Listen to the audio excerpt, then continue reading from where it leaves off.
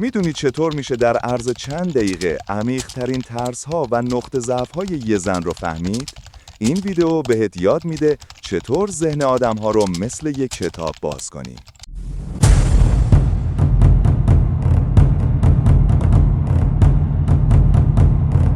ببین رفیق، راستشو بخوای ما همش تو قصه عشق و عاشقی گم شدیم. فکر میکنیم رابطه یعنی هدیه دادن و گل گفتن و شمع روشن کردن. ولی یه لحظه چشاتو ببند و تصور کن رابطه بیشتر شبیه بازی شطرنجه. بازی که توش اون کسی برنده میشه که حرکت حریف رو زودتر پیش بینی کنه. ماکیاولی خیلی وقت پیش این قضیه رو فهمیده بود. توی کتاب شهریار نوشت اصل اساسی اینه یا تو کنترل میکنی یا کنترل میشی و این توی رابطه هم دقیقاً صدق میکنه. حالا ممکنه بگی اما عشق که بازی نیست. دقیقاً اینجاست که اشتباه میکنی. وقتی تو ساده و خالص باشی طرف مقابل ممکنه از ضعفات استفاده کنه. پس باید هوشمند باشی. باید بدونی بازی کنی. باید یاد بگیری چطور ذهن طرف مقابلمون رو بخونی بدون اینکه حتی بفهمه داری این کارو میکنی. من اینجا 2 تا از مهمترین ترفندها رو بهت یاد میدم.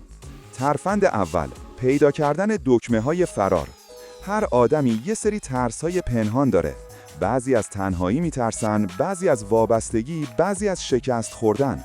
کار تو اینه که این ترس‌ها رو مثل یک کاراگاه پیدا کنی. چطوری؟ ساده، باید یه شنونده فوق‌العاده باشی.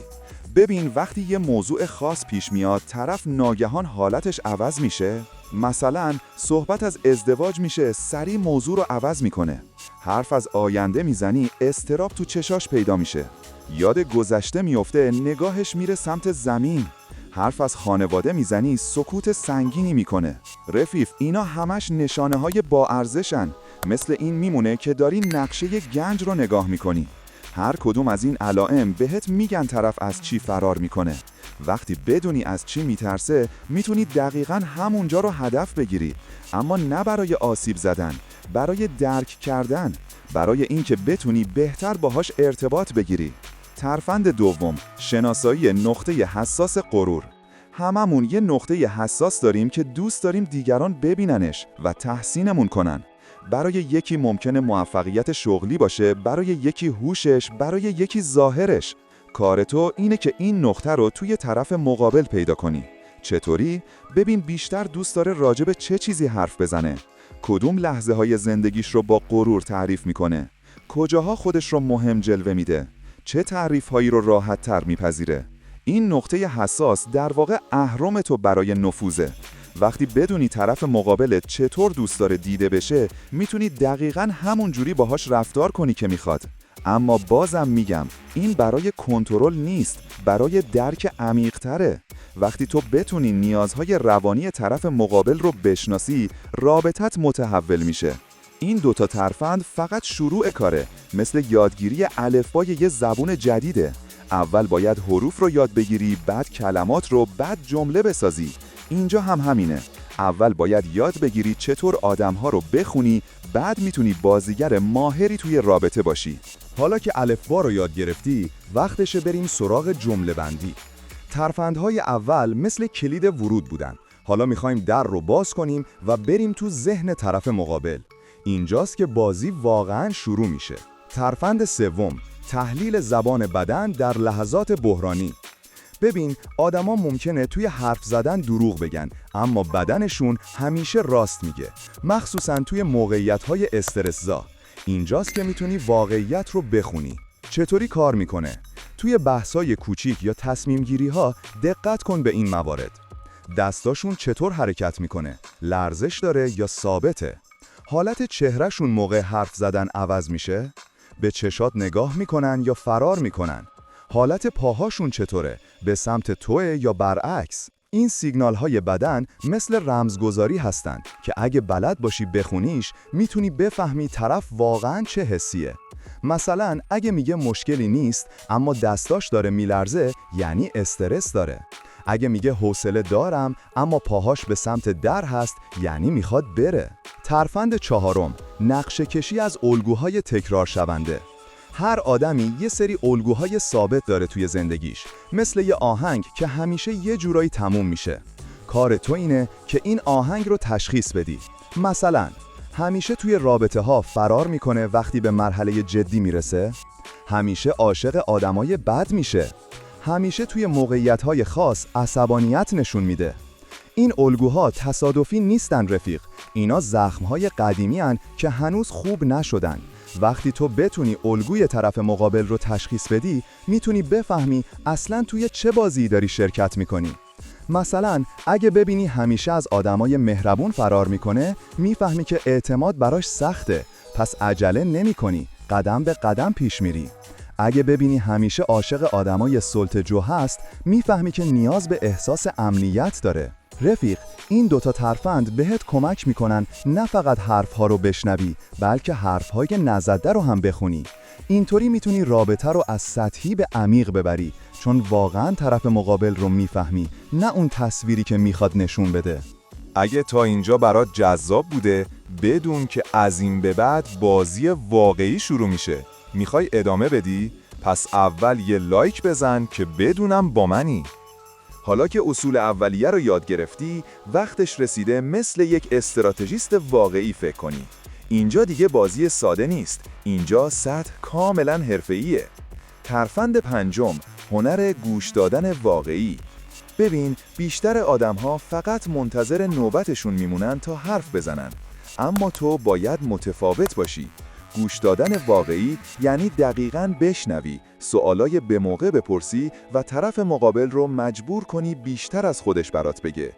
چطور این کارو بکنی؟ وقتی حرف میزنه، حرفش رو قطع نکن. از جمله‌های تأییدی استفاده کن، مثل درست میگی، جالب گفتی. سوالای باز بپرس، چه حسی داشتی وقتی این اتفاق افتاد؟ نه سوالای بسته که بشه با آره یا نه جواب داد. از حرفاش براش سوال بساز. از صحبتات فهمیدم که تو فلان موضوع حساسی، درست فهمیدم؟ اینطوری نه تنها اطلاعات بیشتری به دست میاری، بلکه اعتماد عمیقی ایجاد میکنی. طرف مقابل احساس میکنه کسی داره واقعاً بهش گوش میده. ترفند ششم، پیدا کردن نقاط احساسی حساس.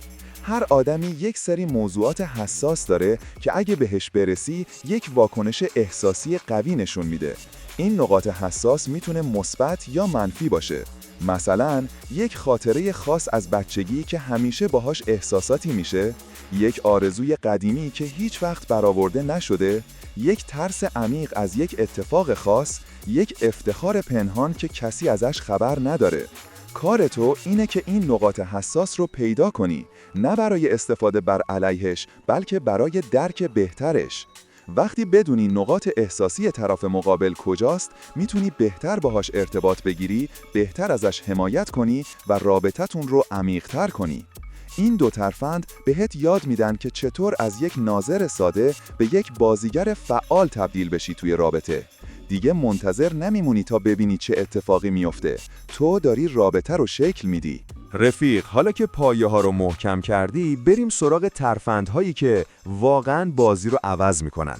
اینجا دیگه حرف از تکنیک های پیشرفته است. ترفند هفتم، هنر سوالهای غیر مستقیم. خیلی وقتا آدما در برابر سوال مستقیم مقاومت میکنن، مخصوصاً وقتی پای احساساتشون در میان باشه. ترفند اینه که بدون اینکه مستقیم بپرسی، اطلاعات مورد نیازت رو به دست بیاری. چطوری این کارو بکنی؟ به جای پرسیدن از چی میترسی، بپرس اگه یه آرزو کنی که حتما برآورده بشه، اون آرزو چیه؟ به جای پرسیدن نقطه ضعفت چیه، بپرس تو چه موقعیتی احساس میکنی بیشترین فشار رو تحمل میکنی. به جای پرسیدن چه اشتباهی توی زندگیت کردی، بپرس اگه میتونستی یه چیز رو توی گذشته عوض کنی، اون چی بود؟ اینجور سوالها در حالی که ساده به نظر میرسن، عمیق‌ترین حقایق رو برات آشکار میکنن. طرف مقابل فکر میکنه داره یه مکالمه ساده داره، در حالی که داری نقشه ذهنش رو میکشی. ترفند هشتم، تحلیل الگوهای تصمیم گیری. هر آدمی یه روش خاص برای تصمیم گیری داره. بعضیا احساسی تصمیم میگیرن، بعضیا منطقی، بعضیا تحت تأثیر دیگران. کار تو اینه که این الگو رو تشخیص بدی. چطور بفهمی طرف مقابل چطور تصمیم میگیره؟ موقع خرید اول قیمت رو میبینه یا اول کیفیت رو؟ توی رابطه بیشتر به حرف دلش گوش میده یا به حرف عقلش؟ وقتی مشکل پیش میاد سریع عمل میکنه یا مدتها فکر میکنه؟ وقتی بدونی طرف مقابل چطور تصمیم میگیره میتونی بفهمی چطور باهاش ارتباط برقرار کنی. اگه احساسی تصمیم میگیره باید با احساساتش صحبت کنی.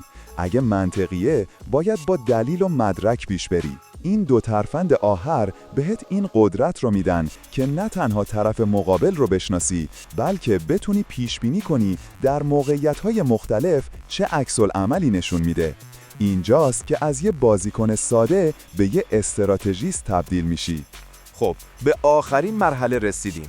اینجا دیگه کارت از شناخت گذشته به پیشبینی آینده میرسه. این دو ترفند آخر رو فقط وقتی استفاده کن که بقیه مراحل رو کاملا یاد گرفته باشی. ترفند نهم، هنر ایجاد اعتماد ناخودآگاه. اعتماد فقط با قول و قرار ساخته نمیشه.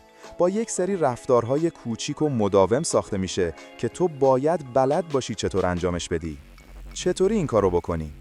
همیشه سر حرفت بمون، حتی در کوچیکترین قولها. رازداری رو مثل گنج نگهدار، هیچ وقت اسرارش رو فاش نکن. در موقعیت‌های سخت کنارش باشین نه مقابلش. حرفهاش رو به خاطر بسپار و در فرصت مناسب بهش یادآوری کن. وقتی این کارها رو بکنی، طرف مقابل ناخودآگاه بهت اعتماد میکنه. میدونه که میتونه روی تا حساب کنه. این اعتماد پایه هر رابطه عمیقیه. ترفند دهم، درک نیازهای پنهان. هر انسانی دو نوع نیاز داره: نیازهای آشکار و نیازهای پنهان. نیازهای آشکار رو خودش میدونه و میتونه برات بگه، اما نیازهای پنهان رو حتی خودش هم نمیدونه. چطور این نیازهای پنهان رو پیدا کنی؟ ببین بیشترین شکایتش از زندگی چیه؟ پشت هر شکایت یه نیاز پنهانه. ببین بیشترین آرزوهاش چیه؟ پشت هر آرزو یه کمبوده. ببین از چه آدمایی بدش میاد. پشت هر دیسلایک یه ترس یا یه نیاز برآورده نشده هست. مثلا کسی که همیشه از تنهایی شکایت میکنه نیازش فقط هم صحبت نیست. نیاز پنهانش احساس ارزشمندی است. کسی که همیشه دنبال پوله نیاز پنهانش احساس امنیته. رفیق، وقتی بتونی این نیازهای پنهان رو تشخیص بدی و بدون اینکه مستقیم اشاره کنی اونها رو برآورده کنی، رابطت متحول میشه. طرف مقابل احساس میکنه تو تنها کسی هستی که واقعاً میفهمیش چه کسیه و چه میخواد. این 10 ترفند بهت یاد دادن که چطور یه رابطه رو از سطح به عمق ببری. یادت باشه هدف کنترل نیست، درکه. وقتی واقعاً طرف مقابل رو بفهمی همه چیز عوض میشه. این 10 ترفند بهت یاد داد که چطور ذهن آدم‌ها رو بخونی. اما یادت باشه این قدرت رو درست استفاده کنی، نه برای بازی دادن بلکه برای ایجاد رابطه‌های عمیق‌تر. اگر میخوایی این مهارت‌ها رو کامل یاد بگیری، همین الان سلطه سیاه رو سابسکرایب کن و زنگوله رو بزن تا ویدیوهای آموزشی بعدی رو از دست ندی. رابطه یعنی رقص دو ذهن وقتی هر دو موسیقی هم رو بلد باشن.